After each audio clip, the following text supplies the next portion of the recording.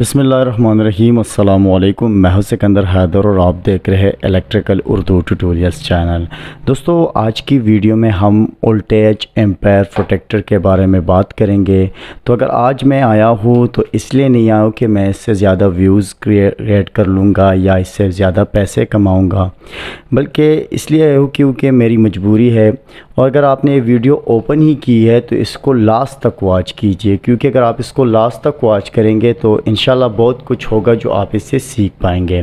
तो सबसे पहले हम अगर देखते हैं तो इस पर लिखा है प्रोटेक्टर, वोल्टेज एम्पेयर प्रोटेक्टर है। अब ये प्रोटेक्टर और सेफ्टी डिवाइस में थोड़ा सा डिफरेंस होता है। ये एक प्रोटेक्टर है, इसी तरह ये हमारे साथ एक सेफ्टी डिवाइस है। इसको हम एक सेफ्टी डिवाइस कह सकते हैं, इसको हम एक प्रोटेक्टर कह सकते हैं। ये हमें सेफ्टी प्रोवाइड नहीं करता है, ठीक है, हमें सिर्फ चीज़ों को प्रोटेक्ट करता है और ये इंसान को प्रोटेक्ट करता है। तो सबसे पहले इसका काम क्या है? ये वो काम करता है जो कि ना कोई एक RCCB कर सकता है, ना कोई MCB कर सकता है। ये हमें प्रोटेक्ट करता है हाई और लो वोल्टेज से। इसी तरह ये हमें ओवर करंट फ्लो से भी प्रोटेक्ट करता है, जिसमें हमारे साथ शॉर्ट सर्किट भी आ सकता है। जैसे कि हमारे साथ एक MCB सर्किट ब्रेकर होता है, तो अगर ये डबल पोल हो, सिंगल पोल हो, 3 पोल हो, 4 पोल हो, लेकिन इसकी जो प्रोटेक्शन होती है वो हमारे साथ शॉर्ट सर्किट प्रोटेक्शन ये प्रोवाइड करता है और ओवर करंट प्रोटेक्शन प्रोवाइड करता है, क्योंकि इसमें जो स्ट्रिप्स लगे होते हैं तो ये दोनों प्रोटेक्शन ये प्रोवाइड कर सकती है। अब इसके बाद हमारे साथ आता है कि RCCB या ELCB या एक RCD डिवाइस, जिसमें हमारे साथ 2 पोल या 4 पोल के कंपोनेंट्स अवेलेबल होते हैं। और ये हमें जो प्रोटेक्शन प्रोवाइड करती है वो है सिर्फ हमें इलेक्ट्रिक शॉक से बचाती है, ये हमें सेफ्टी प्रोवाइड करती है। तो ये तो हो गया। इसी तरह हमारे साथ जो 3 फेज़ में यूज़ होता है एक फेज़ फैलरी रिली, तो ये भी हमें प्रोटेक्ट करती है, हमारी चीज़ों को प्रोटेक्ट करती है, हमारे मोटर्स को, हमारे जो जितने भी इलेक्ट्रिकल चीज़ें लगी होती है जिसमें मोटर्स भी आ सकते हैं, कुछ और मशीन्स भी आ सकती है। तो जब वो 3 फेज़ पे चलती है और एक फेज़ हमारे साथ या उसमें वोल्टेज की कोई इशू आ जाए या एक फेज़ जो है वो बिल्कुल ख़त्म हो जाए पीछे से, तो हमारे साथ ये है प्रोटेक्शन प्रोवाइड करती है, हमारे सारे मोटर्स को, हमारी सारी मशीनरीज को ये ऑफ़ करती है। अब आते हैं हमारे साथ एक वोल्टेज एम्पेयर प्रोटेक्टर क्या काम करता है। इससे हमारे साथ 4 बटन्स है, जिसमें ऑफ़ का बटन है हमारे साथ, या सेटिंग के लिए एक बटन है, और इस तरह अप और डाउन का एक बटन अवेलेबल है। तो इसकी जो इनपुट है वो ऊपर से है, आउटपुट नीचे से है, ठीक है। और अगर आप देखें तो इस पर VA प्रोटेक्टर लिखा हुआ है और हमारे साथ ये 63 एम्पेयर है। अब ये उन जगहों में यूज़ होता है जहाँ पर लो वोल्टेज से हमें प्रोटेक्शन दरकार होती है या हाई वोल्टेज से प्रोटेक्शन दरकार होती है। आपने अक्सर देखा होगा कि हमारे साथ कई जो कारीगर्स होते हैं जो उमूमन आपके इलाके में काम करते होंगे या कुछ और जगहों पर, तो ये डिवाइस जो है वो लगाते हैं हमारे इस इन्वर्टर्स के साथ, जो सोलर इन्वर्टर्स होते हैं, हाइब्रिड इन्वर्टर्स होते हैं, उसके साथ ये इंस्टॉल करते हैं ये प्रोटेक्टर। अब इसका काम क्या है? इसका काम यही है कि ये हमें प्रोटेक्ट करे शॉर्ट सर्किट से, ओवर करंट फ्लो से, या लो और हाई वोल्टेज से। अब कई जगहों पर हमारे साथ जो वोल्टेज होती है वो काफ़ी हाई या काफ़ी लो आ जाती है, यानी अगर आपके इलाके में वोल्टेज काफ़ी कम आता है, कई जगहों पर जो वोल्टेज होता है वो कम आ जाता है, यानी जो इनपुट सप्लाई है हमारे इलाके में उमूमन जो है वो कभी कभार 60 to 70 इनपुट वोल्टेज आ जाती है, जो स्टेबलाइज़र के ज़रिए हम ज़्यादा से ज़्यादा 180 या 190 तक ले जाते हैं। तो उस सूरत में हमारे साथ ये जो प्रोटेक्टर है इस्तेमाल में लाया जा सकता है, लेकिन इससे उन चीज़ों को प्रोटेक्ट करना चाहिए जो लो वोल्टेज के साथ काम नहीं करते हो। जैसे कि हमारे साथ रेफ्रिजरेटर वगैरह की कंप्रेसर है तो वो ख़राब हो सकते हैं। अगर आपका इन्वर्टर कंप्रेसर है तो उसका कोई इशू नहीं है, अगर आपके पास इन्वर्टर AC है तो इसका कोई इशू नहीं है।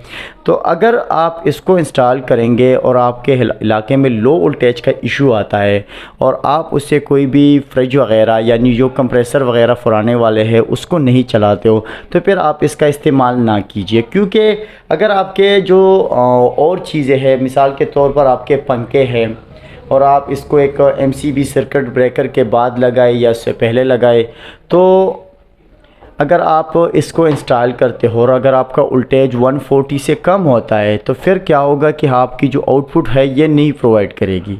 जब आउटपुट नहीं प्रोवाइड करेगी तो आपकी जो सारे जो चीज़ें हैं वो नहीं चलेगी, यानी आपके जितने भी इलेक्ट्रिकल चीज़ें हैं, अगर आपके फ़ैन वगैरह है, लाइट्स वगैरह है, वो बिल्कुल चलना बंद हो जाएंगे।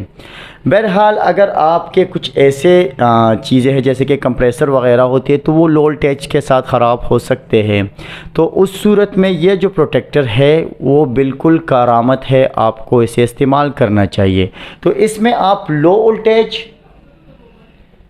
और हाई वोल्टेज दोनों प्रोटेक्ट कर सकते हो, यानी आप दोनों से अपने इलेक्ट्रिकल चीज़ों को प्रोटेक्ट कर सकते हो। इसमें आप सेटिंग कर सकते हो, आप अपने लो वोल्टेज का रेंज सेलेक्ट कर सकते हो, लेकिन इसकी जो लो वोल्टेज है वो 140 से कम नहीं जाती है। इसी तरह इसकी जो हाई वोल्टेज है वो 280 तक है।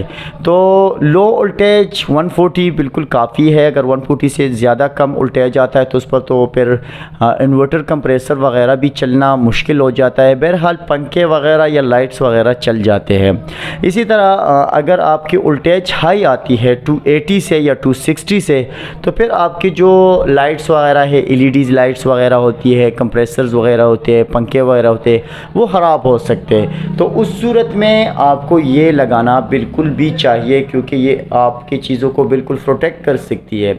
एक तो इसमें एक और प्रोटेक्शन है कि इसमें ऑन डिले है, ठीक है, यानी इसमें हमारे साथ एक डिले टाइम है। अगर आप इसमें टाइम सेट करें कि अगर आप इनपुट की जो अभी लोड शेडिंग आ रही है ना, लोड शेडिंग में ये मिस कॉल का इशू बहुत आता है। मिस कॉल का क्या होता है कि लोड से जो है बिजली आती है फिर चली जाती है, फिर आती है फिर चली जाती है।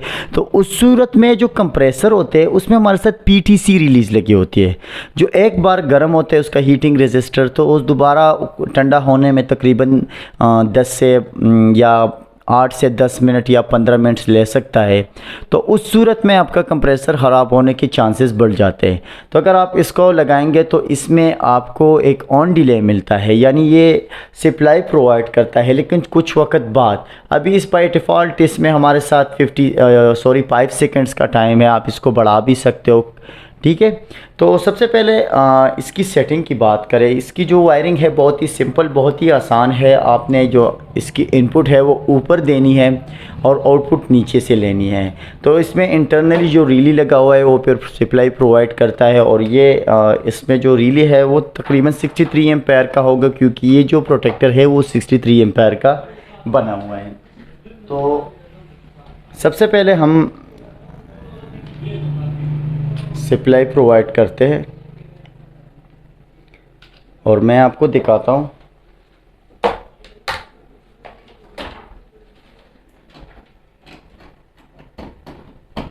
आप देख सकते हैं कि अभी जो इनपुट सप्लाई है वो मेरी है 220 और आउटपुट अभी ये निकाल नहीं रहा था, अभी निकाल गया, ठीक है। तो यहाँ पर ये एम्पेयर शो करता है और यहाँ पर ये इनपुट वोल्टेज शो करता है। अब थोड़ा सा तार ये हिल रहा है, मैं इसको टाइट कर लेता हूँ, ठीक है। अब इसकी सेटिंग बहुत ही सिंपल है। आप यहाँ से इसको ऑफ भी कर सकते हो, ठीक है। ये भी ऑफ हो गया, इसको दोबारा से ऑन भी किया जा सकता है, यानी इस बटन के ज़रिए आप अपनी सप्लाई को ऑफ भी कर सकते हो। इसी तरह जो सेटिंग है इसमें हमारे साथ ये ऑफ लिखा हुआ है, ठीक है, यानी वोल्टेज हाई, तो ये 240 है। आप इसको ज़्यादा भी कर सकते हो। मैं थोड़ा सा, अगर मैं चाहूँ कि अगर मेरी इनपुट वोल्टेज मैं अभी इनपुट वोल्टेज मेरी 220 है, तो मैं नीचे कर लेता हूँ कि कितनी, आप देख सकते 300 है और 230 है। इसको मैं कर लेता हूँ यहाँ पर 250 कर लेता हूँ, ठीक है। अभी अगर मैं 250 करूँगा और उसके बाद सेट करूँगा तो उसके बाद मैं आपको यहाँ टेस्ट कर 255 मैंने कहा 250 कर दिया, मैंने इसको सेट कर दिया।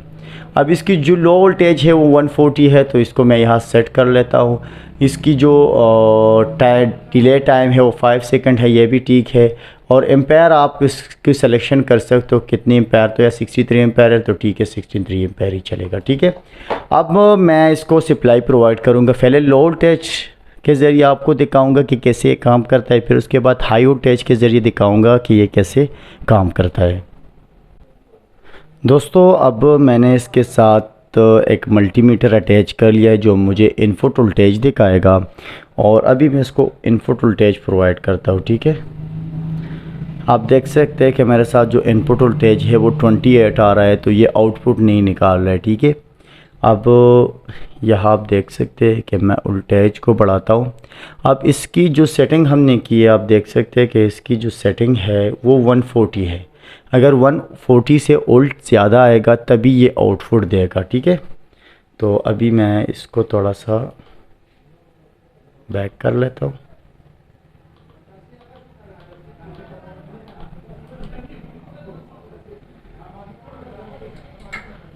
अभी मैंने इसको वोल्टेज प्रोवाइड करना है। अब यहाँ पर ये आउटपुट नहीं दे रहा है, लेकिन अगर मैं इसकी वोल्टेज रेंज को ज़्यादा करूँगा, 140 करूँगा, तो आप देख सकते हैं ये आउटपुट दे रहा है अभी। अगर कम कर रहा हूँ, 139 है तो नहीं दे रहा है। अगर 140 कर रहा हूँ, 145 कर रहा हूँ, अगर मैं यहाँ 140 कर रहा हूँ या 143 कर रहा हूँ तो ये आउटपुट दे रहा है। अगर यहाँ पर मैं 250 से ज़्यादा प्रोवाइड करता वोल्टेज, ठीक है, तो फिर भी ये आउटपुट नहीं देगा। आप देख सकते हैं जैसे ही मैंने 250 वोल्टेज प्रोवाइड किया, ये हमारे साथ ऑफ हो गया। तो ये तो हो गया लो वोल्टेज और हाई वोल्टेज प्रोटेक्शन। ठीक है, ये हमारे साथ जो एम्पायर जो है, आप इसकी एम्पायर भी सेट कर सकते हो कि आप कितने एम्पायर पर ट्रिप करना है। तो बहरहाल ये 63 एम्पायर का है, इसको आप अपने हिसाब से सेट कर सकते हो। यानी यहाँ पर अगर मैं सेट बटन दबाता हूँ तो ये 63 एम्पायर, आप इसको कम ज़्यादा कर सकते हो अपने लोड के हिसाब से। आप इसकी जो एम्पायर सेटिंग है वो भी कर सकते हो।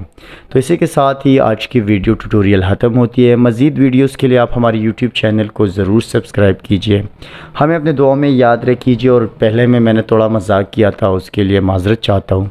अल्लाह हाफ़िज़।